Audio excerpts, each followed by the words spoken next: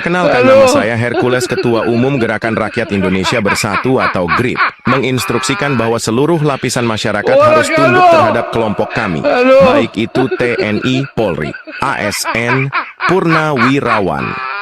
Kami adalah garda terdepan di negeri ini. Jangan coba-coba mengganggu kami dan kelompok kami harap dipertimbangkan, jangan sampai berhadapan dengan kami.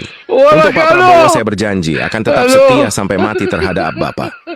Dan untuk Bapak Joko Widodo, ijazah palsu Bapak tetap kami lindungi. Ya fitnah saya diam.